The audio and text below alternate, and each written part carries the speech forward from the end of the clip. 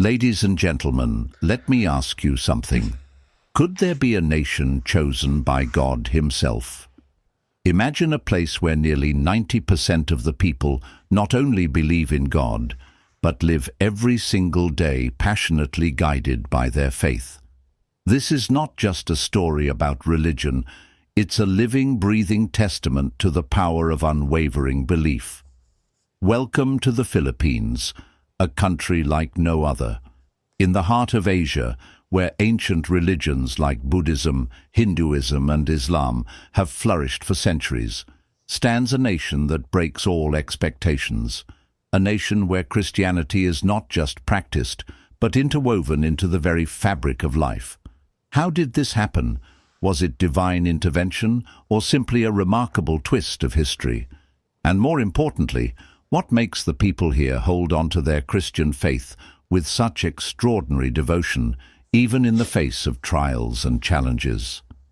From the first missionaries who stepped onto its shores over 500 years ago to the vibrant religious festivals that light up its streets today, the Philippines tells a story of faith, resilience, and a deeply rooted connection to God.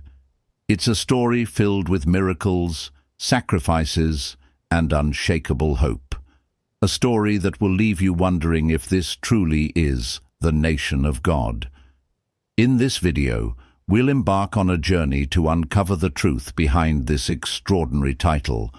We'll explore the remarkable history that shaped this nation, the unique culture that celebrates faith in every aspect of life, and the influential leaders who carried this torch of belief to the rest of the world.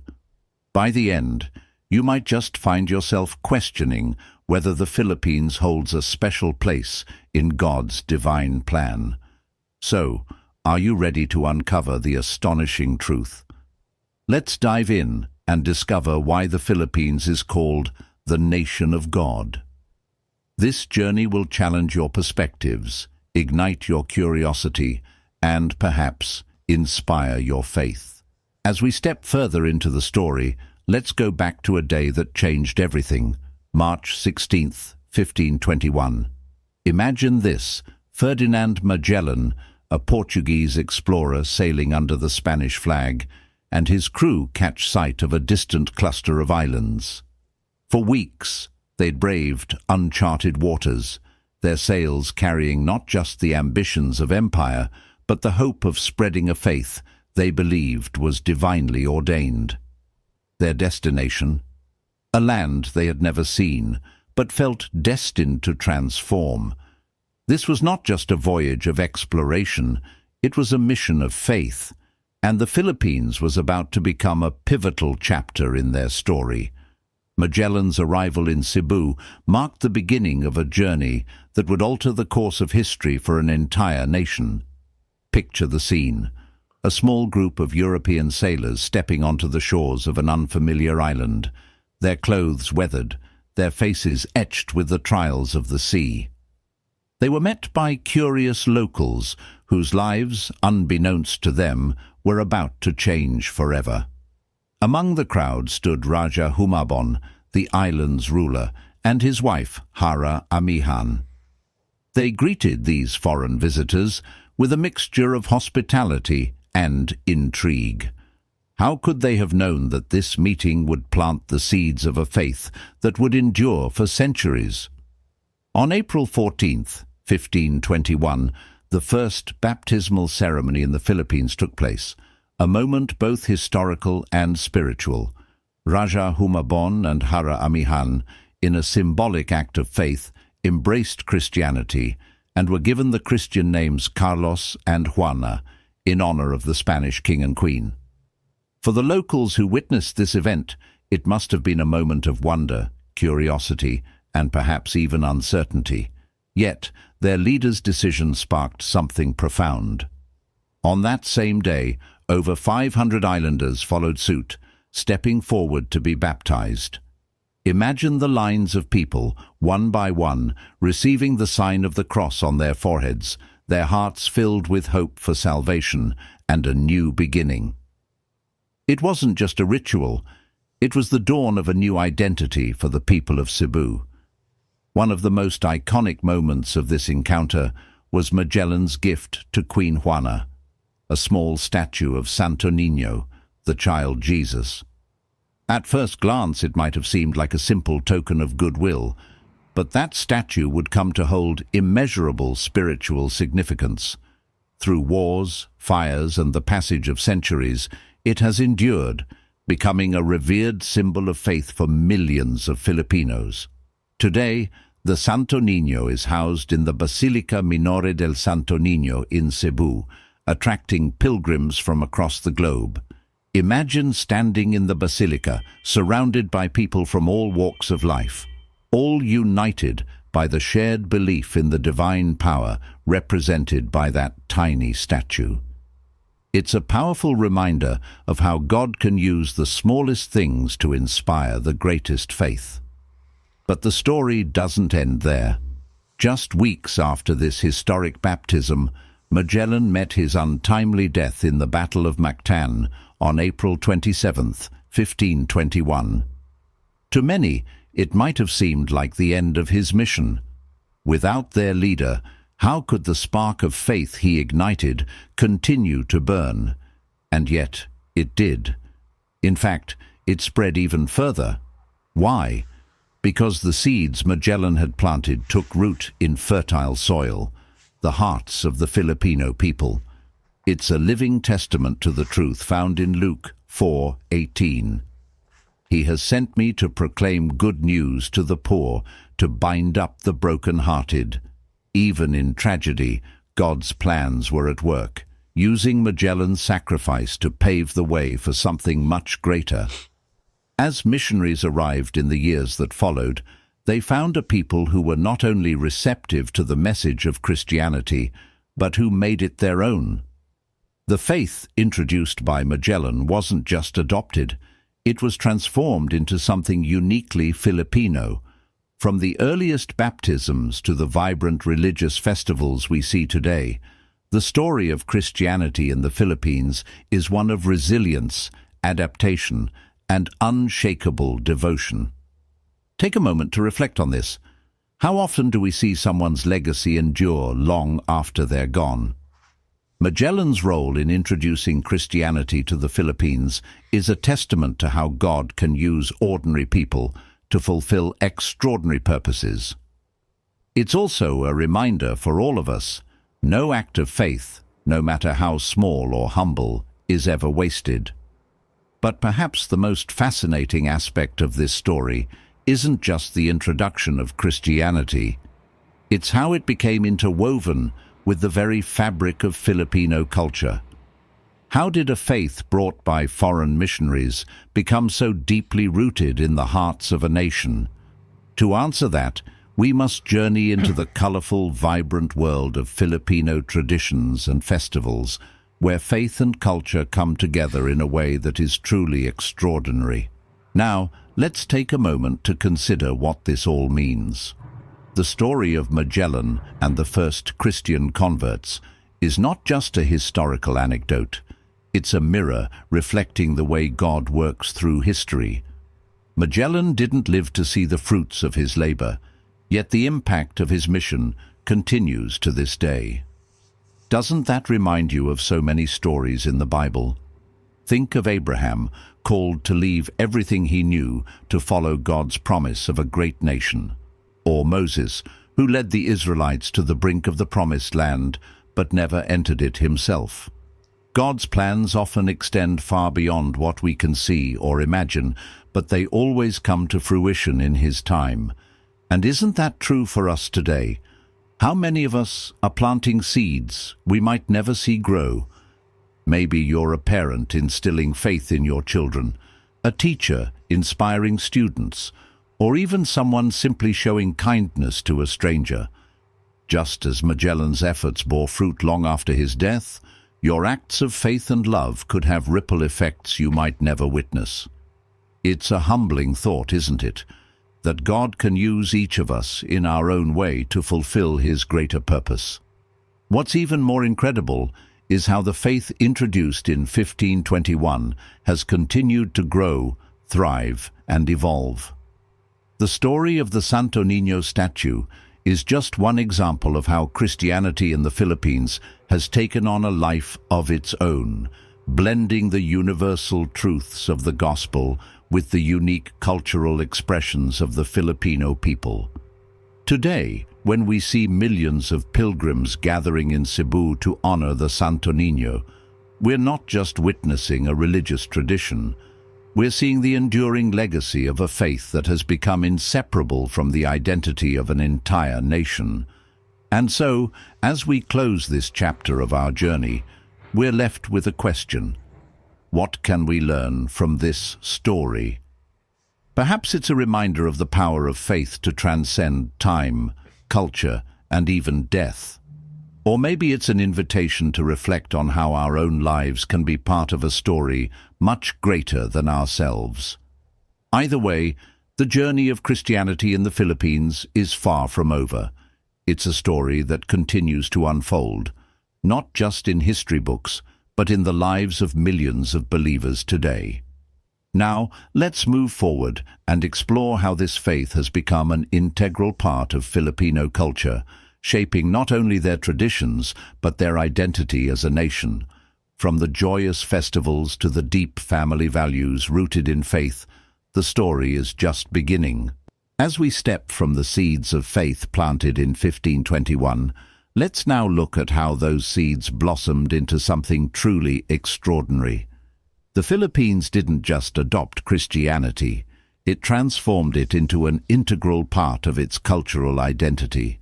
Picture a country where faith is not confined to the walls of a church, but radiates in the streets through song, dance, and centuries-old traditions.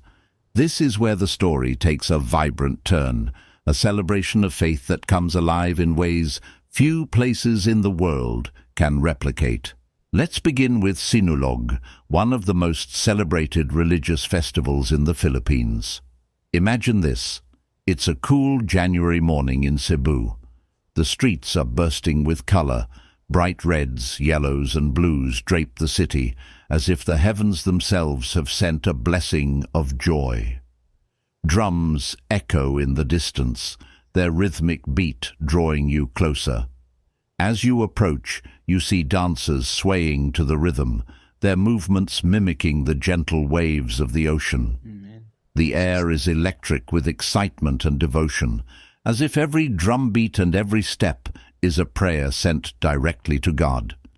Sinulog isn't just a festival, it's a testament to the enduring faith of the Filipino people and their deep reverence for the Santo Niño. The story goes that when Magellan gifted the statue of the child Jesus to Queen Juana, she cherished it as more than a symbol. Legend has it that the Santo Niño protected her people from calamities and diseases, becoming a spiritual anchor for the community. To this day, millions of pilgrims flock to Cebu, not just to witness the grandeur of the festival, but to reconnect with their faith. Each dance, each prayer, is a reminder of their ancestors' journey from paganism to Christianity, a spiritual odyssey that mirrors the transformative power of faith in the Bible. Now let's talk about the dance itself. The movements of Sinulog are not random. They follow a rhythm, swaying 2 steps forward and 1 step back, symbolizing the journey of faith. Doesn't that remind you of life? How often do we feel like we're making progress, only to face setbacks that push us back? Yet, like the Sinulog dance, we find our way forward again, always drawn closer to God. This is echoed in Psalm 150 verse 4. Praise him with tambourines and dancing, praise him with the strings and pipe. The festival is more than a celebration, it's a living act of worship. But Sinulog is not the only expression of Filipino devotion. In Manila, the Feast of the Black Nazarene takes center stage, drawing millions of devotees who brave long hours, barefoot and sweating under the scorching sun, just to touch the statue of Christ carrying the cross. Now close your eyes and imagine this scene, a sea of people, their hands raised, their eyes glistening with tears. Some whisper prayers, Others shout cries of desperation and hope. It's raw, it's real, and it's a powerful reminder of the burdens we all carry in life. The Black Nazarene itself is an enigma. The statue, carved centuries ago and brought to the Philippines by Spanish missionaries, has survived fires and earthquakes, emerging unscathed each time. For many, this is not just a coincidence, it's a miracle. They believe the statue has healing powers, that it grants blessings and answers prayers. And, while some skeptics may dismiss this as superstition, for the faithful, it's a physical manifestation of their trust in God's divine intervention. Can you think of a moment in your life when you felt the presence of something greater, something unexplainable? That's what the Black Nazarene represents for millions, a tangible connection to the divine. These festivals aren't just about spectacle, they are deeply personal. Families gather, children watch in awe, and the elderly whisper prayers of gratitude. It's a generational passing of faith, much like how traditions in the Bible were handed down through families. Deuteronomy 6:7 reminds us, "Impress them on your children. Talk about them when you sit at home and when you walk along the road, when you lie down and when you get up." In the Philippines, this is more than scripture. It's a way of life. What's fascinating is how these traditions have endured despite the challenges the Philippines has faced. Typhoons, earthquakes, poverty. These could have easily shaken the foundation of faith, but instead they have strengthened it. Think about this. After every natural disaster, one of the first things Filipinos do is organize religious festivals. They don't just rebuild their homes, they rebuild their spirits, turning to God in gratitude for survival. This resilience is nothing short of inspiring. It's as if they live out the words of 1 Thessalonians 5:16-18. Rejoice always, pray continually, give thanks in all circumstances. Now, let's bring this back to you. How do you handle life's storms? Do you retreat in fear, or do you, like the Filipinos, turn to God for strength and renewal? Their story reminds us that faith isn't about having a perfect life. It's about finding peace and purpose even in the midst of chaos. But here's the beautiful part. Filipino faith isn't just about enduring hardships. It's about joy, celebration, and unity. These festivals, whether it's Sinulog or the Feast of the Black Nazarene, are moments when entire communities come together.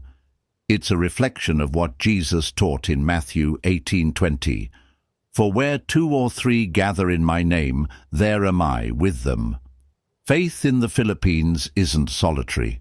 It's shared, celebrated and woven into the very fabric of daily life. So, why does this matter? Because it shows us the power of collective faith. It's easy to feel isolated in our spiritual journeys, especially in today's fast-paced, individualistic world. But the Filipino way of celebrating faith reminds us that we're not alone. We are part of a greater community, a body of believers connected by a shared hope in Christ. And isn't that what the church is supposed to be?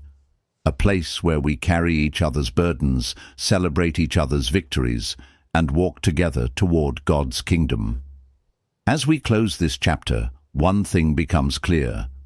The interweaving of faith and culture in the Philippines is not just a historical phenomenon.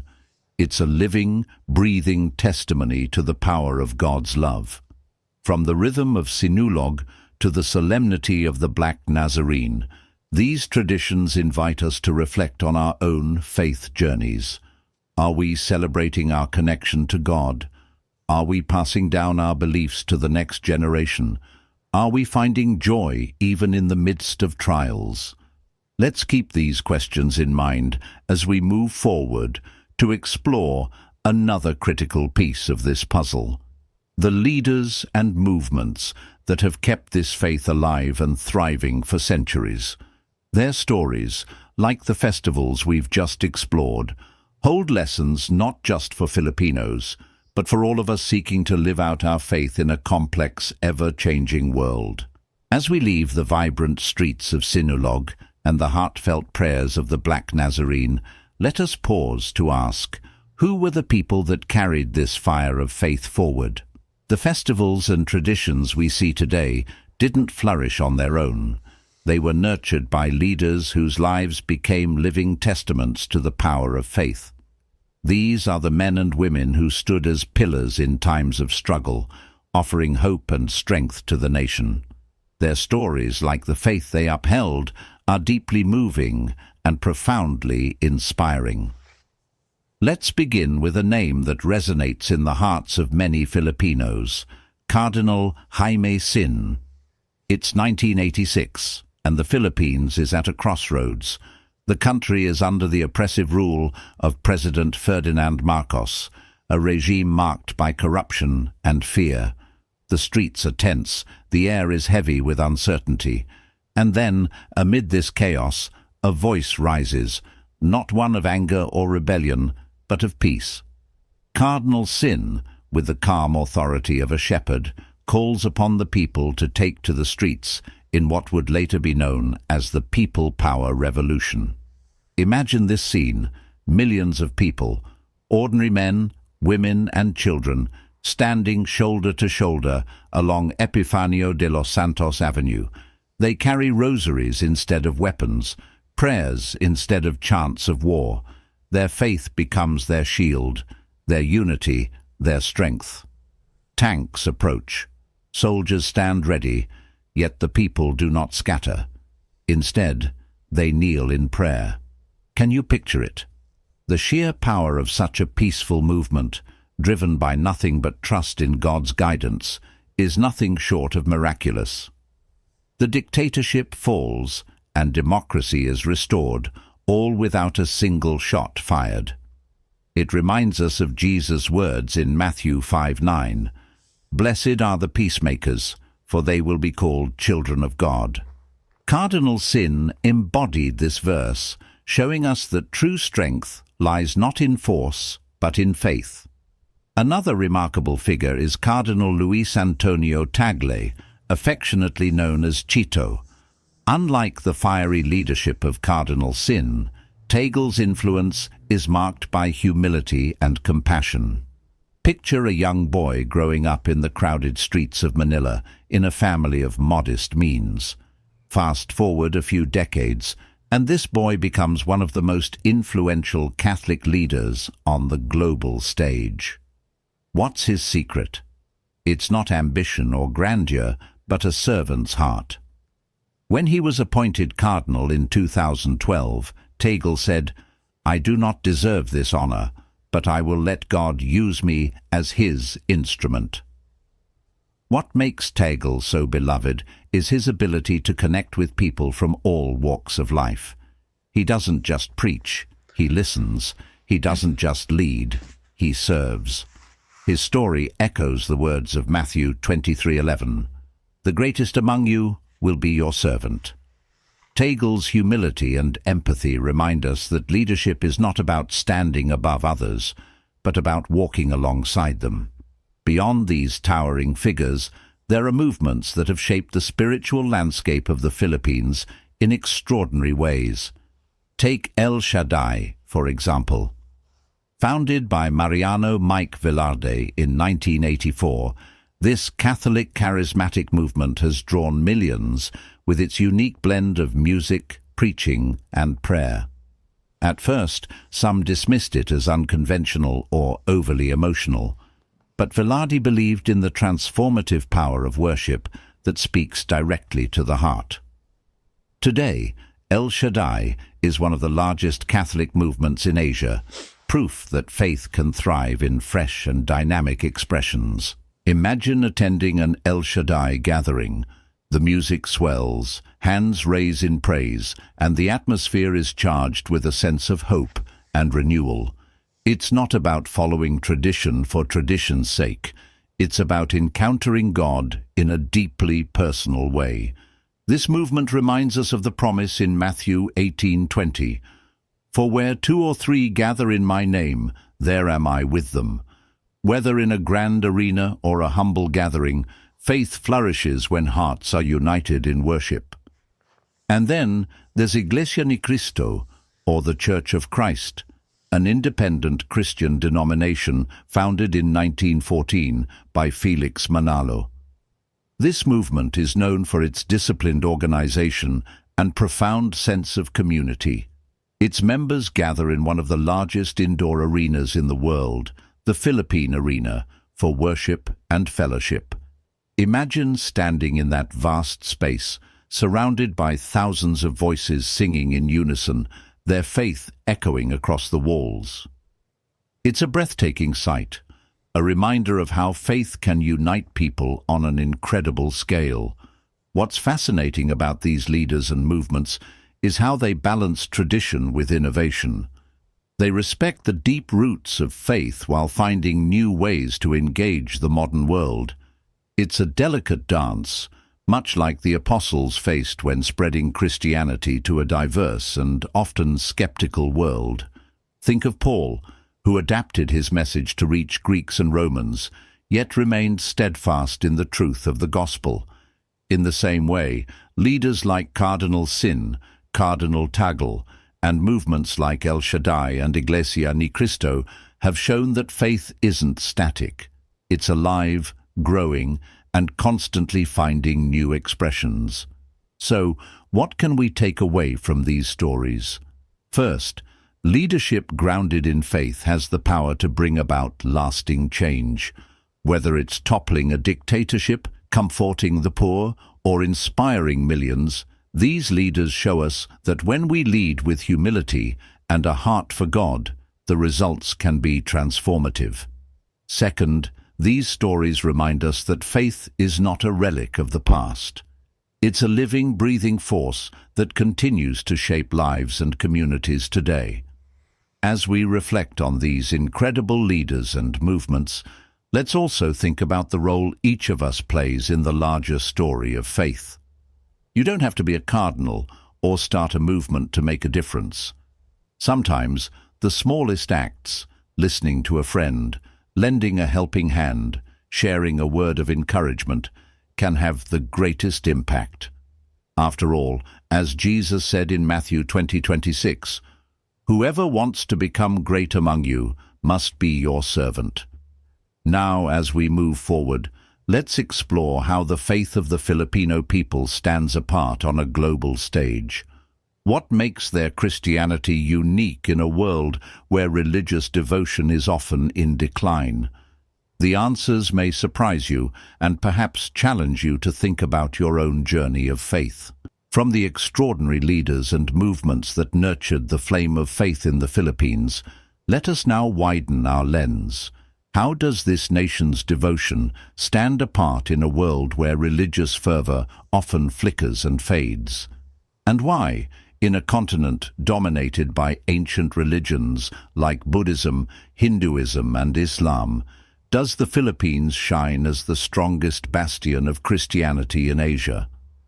These are questions worth exploring, not just to understand the Philippines, but to reflect on how faith itself can thrive amidst the complexities of the modern world. Imagine this. You're standing in a packed church on a Sunday morning in Manila. The air hums with the sound of voices lifted in prayer, the scent of incense swirling like a tangible expression of devotion. Families fill every pew, their faces a mix of focus and peace. You glance at the elderly woman clutching her rosary beads, her lips silently moving in prayer. A child, barely 5, stands beside her, wide-eyed as he watches the altar with quiet wonder. This scene is not a rarity in the Philippines. It's a way of life. Attending Mass is as natural as breathing for many Filipinos, a practice passed down through generations like a precious family heirloom. This deep-rooted faith isn't just personal, it's woven into the fabric of the nation. Consider the way Filipino families celebrate Holy Week. Entire neighborhoods come together to reenact the Passion of Christ, their streets transformed into living theaters of devotion. It's not just a spectacle, it's a profound act of worship that draws communities closer. For many, it's a chance to reflect on their own struggles and find strength in the suffering and sacrifice of Jesus. And isn't that the essence of the gospel? The idea that through pain and sacrifice comes redemption and hope. But what truly sets the Philippines apart is the way faith permeates every corner of life, not just during religious holidays, but every single day. In many Filipino households, prayer is a daily ritual. Picture a family gathering each evening, their voices blending in a hymn of gratitude, their prayers carrying the weight of their hopes and dreams. It's reminiscent of the command in Deuteronomy 6:7, "Impress them on your children. Talk about them when you sit at home and when you walk along the road, when you lie down and when you get up." For Filipinos, faith isn't confined to Sunday mornings.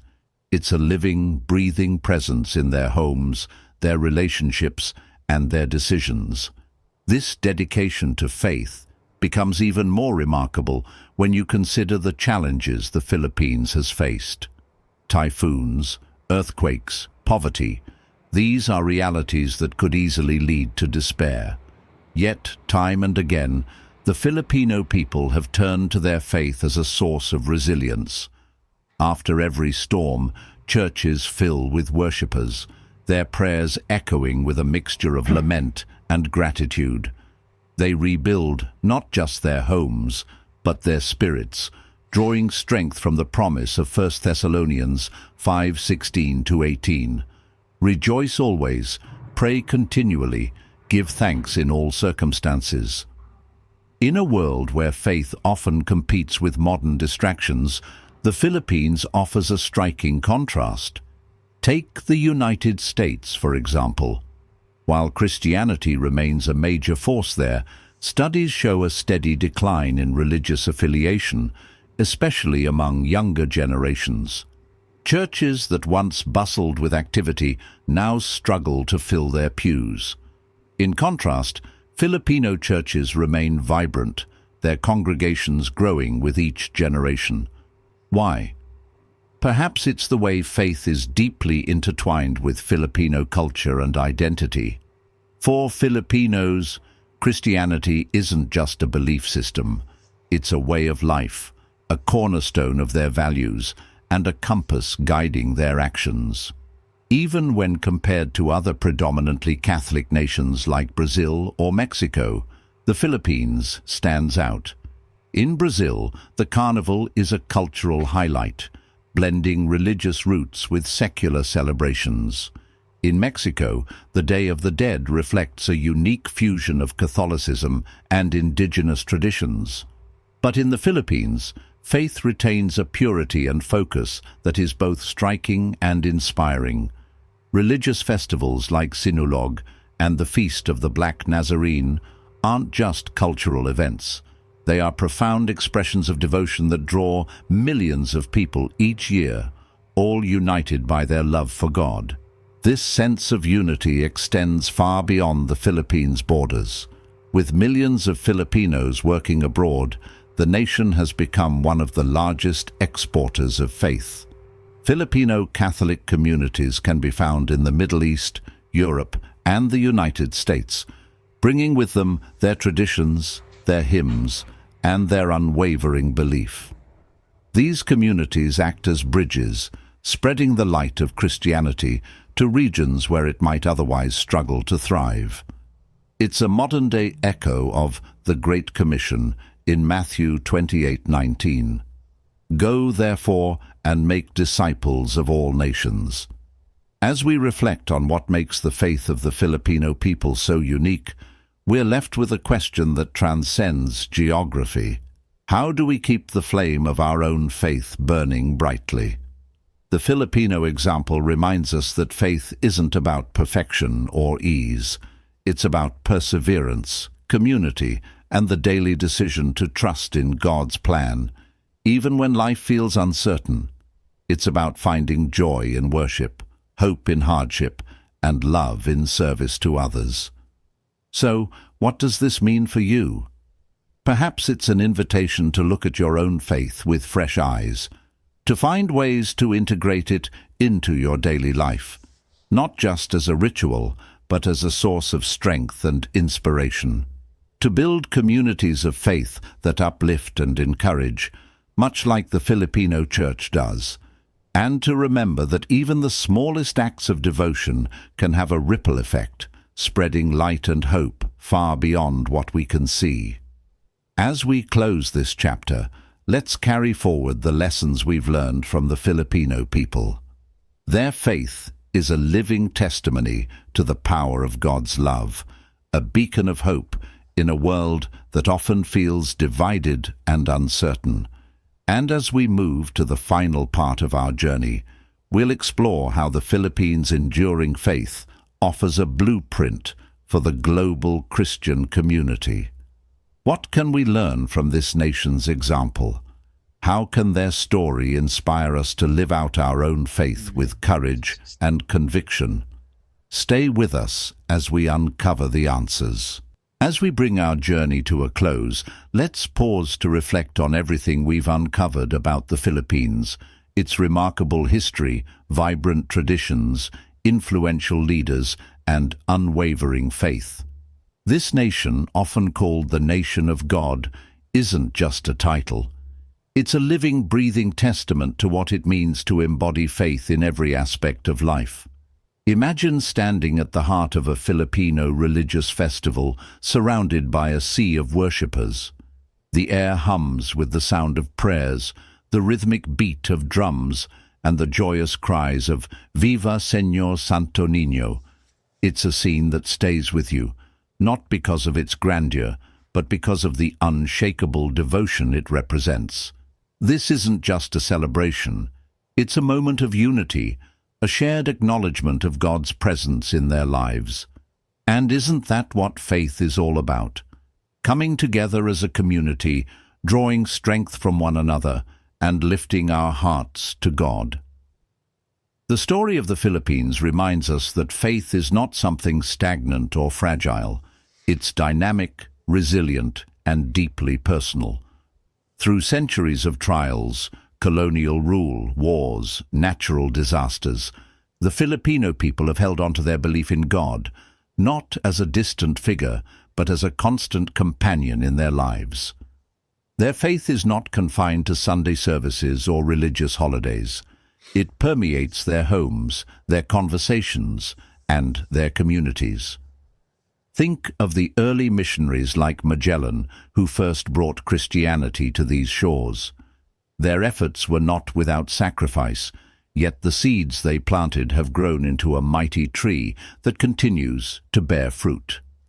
This reminds us of the parable in Matthew 13:31-32, where Jesus speaks of the mustard seed, the smallest of all seeds, yet when it grows, it is the largest of garden plants and becomes a tree, so that the birds come and perch in its branches.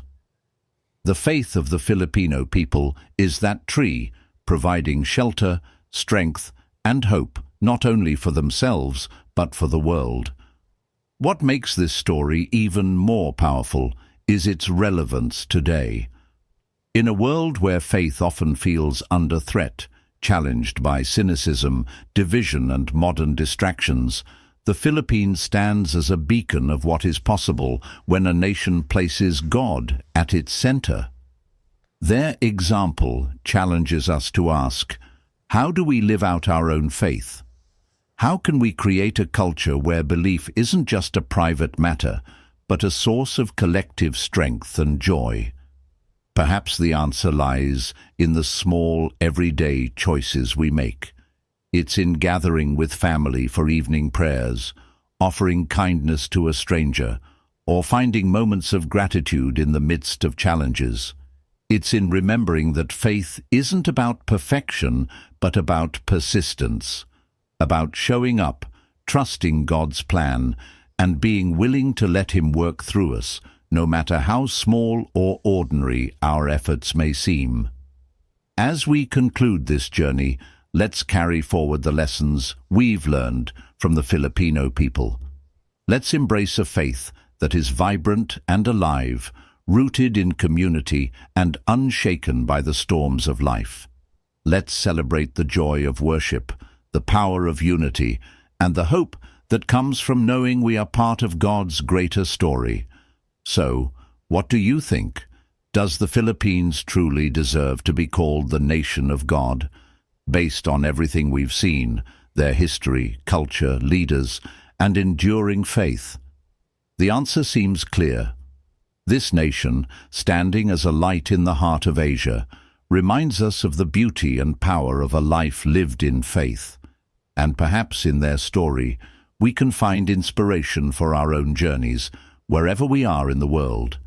Thank you for joining us on this exploration. May it spark reflection, ignite your curiosity, and strengthen your own connection to God. Until next time, may you walk in faith, guided by His love and grace. God bless you.